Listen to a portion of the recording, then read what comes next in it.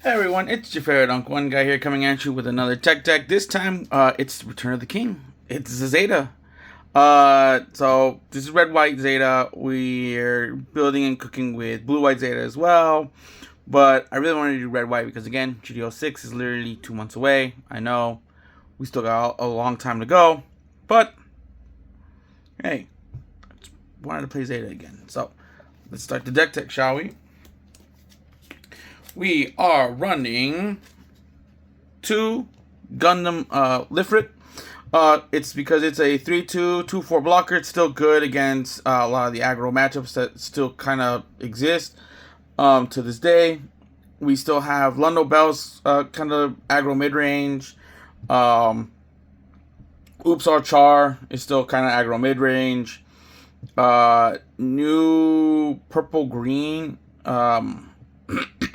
is there, as well as red purple. So there's a lot of still lower end. So it's still a pretty good blocker, you know. Next we are running 4 Rick Diaz blockers. This is a 2-3-3-3 blocker. This is our aggressive blocker because this deck does want to go be a little aggressive. But it also has the AU trait, so that's the main reason why we run it. As you can see, I have the 1 foil, so I need 3 more.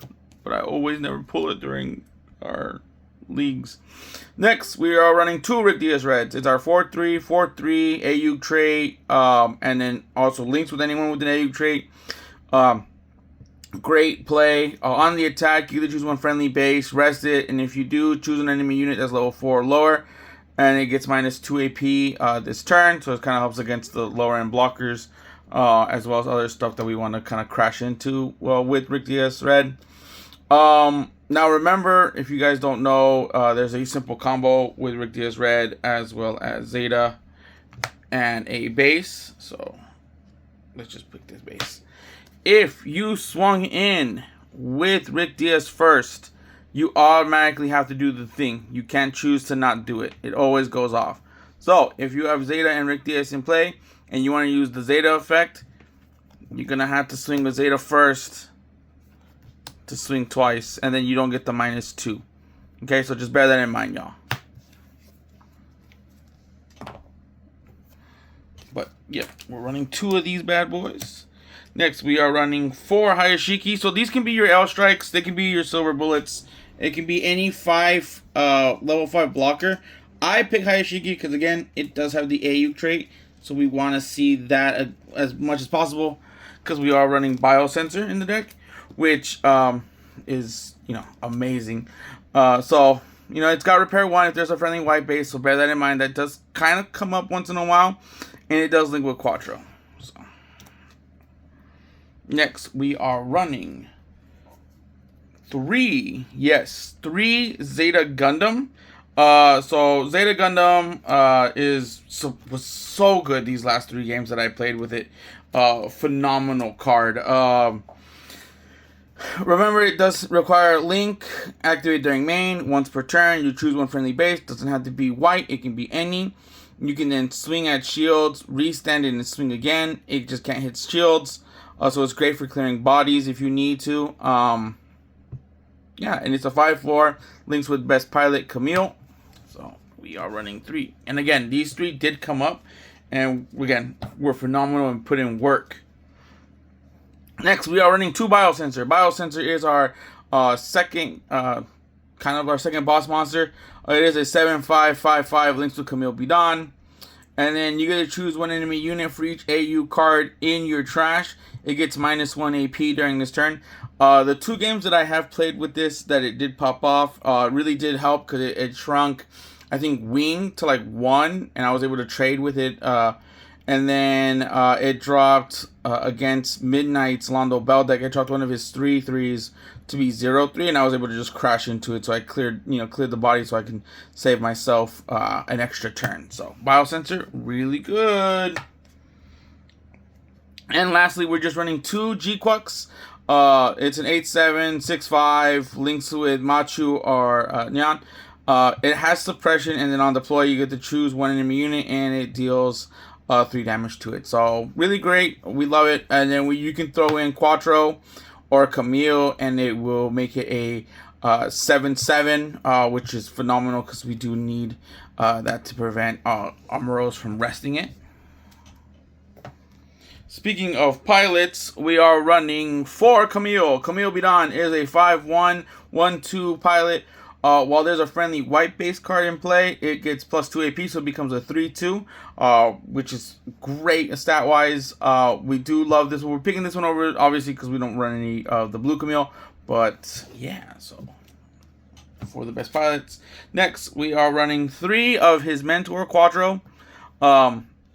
He is a 4/1, 1/2 pilot, and then when linked with an AU unit, you get to draw a card, discard a card. Again, great for the early game, especially if you're trying to do Rick Diaz Red with him. As well as you can also throw him on to the Rick Diaz to make it a 4/5 blocker, which is pretty good as well. Yeah. You don't get the draw, though. You don't get the draw discard from that. Just throwing that out there. Next, we are running our... God, I don't want to say... But this pilot, which is... Winner. I'm going to just call him Winner. I was going to call him White Savior, because this man really was indeed MVP pilot of my most of my matches. He's a 4/1, 2/1. When paired, so that's great, so it doesn't need to be linked or anything. When paired, you get to choose one enemy unit with level 5 or lower and rest it. So this is great against L strikes and all the other 5 blockers that people tend to run. So that's why we run them. Super helpful. Next, for the commands, we are running 4 Overflowing Affection. Overflowing is a 2/1, and on main, you get to draw 2, discard 1. This is great because, again, we want to put in more AU cards in our trash as possible. Maybe get rid of some of the bigger stuff that we're like, oh, we can't play it. We'll have to sacrifice that for an early game play and whatnot. So really great. Next, cards we want to hopefully see in our shields. 4 Close Combat. It's a 2/2 action main or main action. You get to choose one enemy unit. It just deals 2 damage to it. So pretty much your standard block, early game and even late game burn. Next, Unforeseen, 3/1, main action, choose an enemy unit, it gets -3 AP this turn. So again, pretty good. Next, we are running 4 of the Improved Technique. Main action is a 3/3, main action, choose an enemy unit that's level 4 or lower, it deals 2 damage to it. If there is 2 or more cards with Improved Technique in their names in your trash, you choose an enemy unit instead. So this is pretty great. Next, we are, this one doesn't come in our burst, so we're hoping to have this in our hand, but it's Overwhelming Pressure. It is a 5/3 action main. Choose enemy unit that is level 6 or lower, and you just deal 4 damage to it. And finally, for bases, we are running 3 Argama. 3 Argama, not 4, only because I feel like the next 2 bases that we play help out with the other matchup, but this one's mainly for the MF matchup as well as the Londo Bell matchup. It's a 3/1, add 1 shield to your hand, and then this base can't receive effect damage, so pretty much just knocks it out, so prevents them from trying to mess with us. And lastly, for the others, again, also for Londo Bell, we are running the Mining Asteroid. It's a 2/1, 6 HP base, which prevents the breach from happening. So very great deck, or not very great deck, very great base indeed. Loving it. So matchups that we've had so far with Zeta. We did go up against Wing. We did go up against Kira Victory and Londo Bell. So pretty good. So we're gonna keep playing with this deck. Any changes you guys want to see, let me know in the comments down below. I will be posting the deck list. Let me move this onto the side. I'll be posting the deck list right now. So there you go. Screenshot that. Again, loving the deck. Wanted to go back to Zeta, Return of the King. So if you're enjoying this content, please leave a like, subscribe for more Zeta deck lists as well as other deck lists that we're trying to build as well. And I will see you guys in the next one. Remember, drink your water, take your vitamins, and once you go brown, bye-bye.